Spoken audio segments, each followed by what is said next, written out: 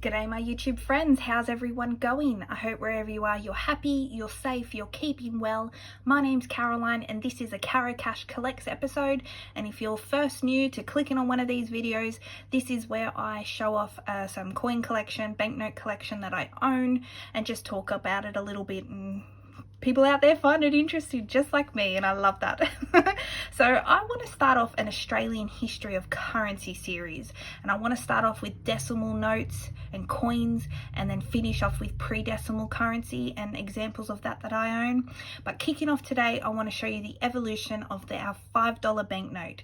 And our currency changed in 1966 from the Australian pound to the Australian dollar, and then 15 months after that change, in May of 1967, the first ever $5 banknote was minted and released. So let's get into it.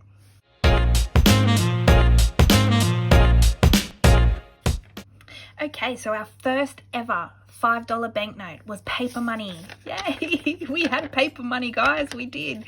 So this $5 banknote in mauve coloration is a lot larger than our current polymer plastic banknotes. The front features Sir Joseph Banks, who was a botanist who travelled with Captain Cook, and you can see the nature illustrations. It's just beautiful.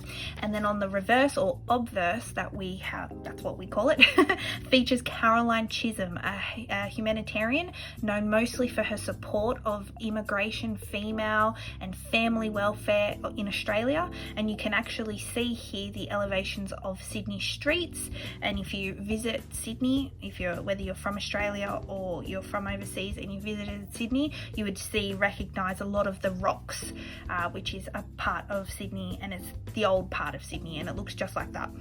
So I do remember paper money as a child, but more larger denominations such as the 20 and the 50 banknotes, because the $5 and the $10 banknotes were produced in polymer plastic first and much quicker circulated when that change occurred. So I do remember my parents having more $20 and $50 banknotes rather than the smaller 5 and 10 and 1 and 2, which I'll talk about in another episode. I just want to jump in here real quick, because after filming I realised I forgot something. So if you do happen to have any of these old banknotes in your collection, you may have some that says Commonwealth of Australia versus just plain Australia. So the difference being these were first printed, and then in 1974 they changed over to just Australia, but there were still hundreds of millions of these printed, so they're not more rare than the other. However, some of these old banknotes are definitely worth double value, so some unique serial numbers can fetch up to like 4 times in value.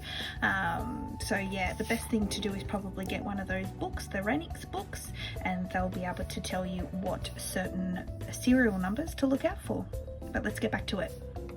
So, fun fact, Australia was the inventor and first country to produce polymer plastic banknotes, and they were introduced in 1988 with our $10 banknote, but I'll talk to you about that in our next episode with $10. But the first ever $5 note, however, came in 1992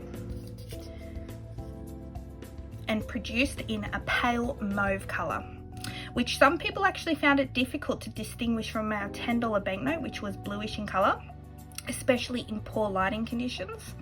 And this is the first also banknote where we see Queen Elizabeth on the front, and on the back we see Parliament House, Old Parliament, Federation Square, and that is located in the Australian Capital Territory, Canberra, which is the Australia's capital. And as you can see, it's an AA. Really excited to own that.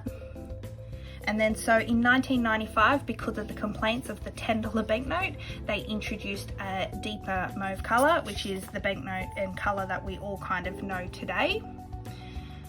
It's exactly the same banknote, the only difference is the coloration. So this is what people will mostly likely remember. Since 1995 to 2016, this was the banknote currently circulating for our money.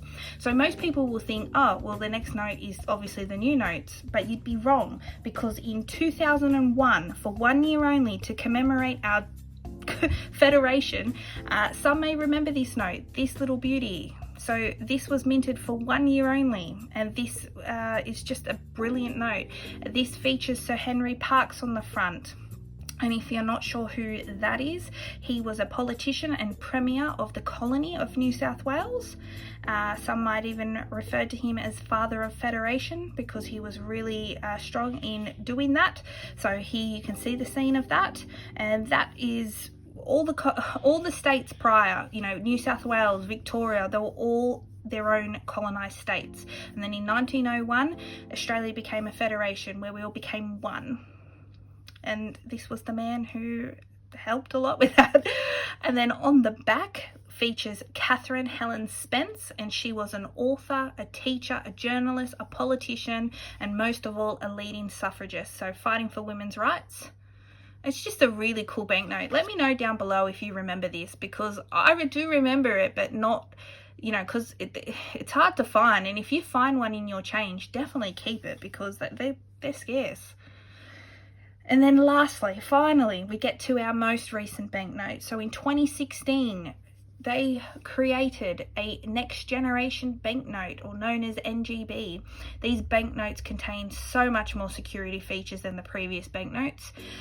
You know, the top to bottom clear window panel, the foiling. It's a really, really cool banknote, and this is what you would most likely see now in all Aussie cash budgeters, because this banknote is now heavily circulated, and this banknote here is almost hard to find. It's almost non-existent. But the cool thing is, if you have a purple UV light from one of your COVID tests, what you could do is use it and actually see the cool UV security features that the banknotes feature. So that there you can see the UV there, and then if you turn it over the back side, you can see which year it was produced by looking here, or you can see by seeing that the first two numbers next to the prefix, which this one is an AA, is 16. But just a really cool little special feature. And fun for the kids. It makes you feel like Sherlock Holmes.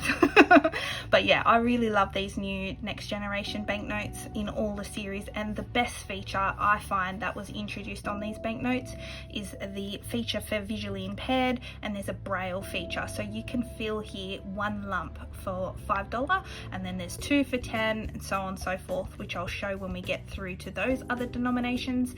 But I just think that's an brilliant added feature, and all banknotes should have something for the visually impaired, because it must be so difficult to try and navigate through banknotes and stuff like that with being blind. It must be so hard. So I think that's a brilliant added feature to the banknotes. So yeah, let me know what you think. What one's your favorite? So most people will remember these, but let me know if you do remember these other ones, or the paper money. And if you do have any of these, especially the paper and this Henry Parkes one, the Federation one, I'd definitely keep it, because they're really hard to find. Even these older $5 banknotes now are getting harder and harder to find. I still get one from time to time, and the old $10 notes, but you know, they're getting really hard to find now. So yeah, let me know what you think. Comment down below. Take care, and I'll see you in the next one. Bye.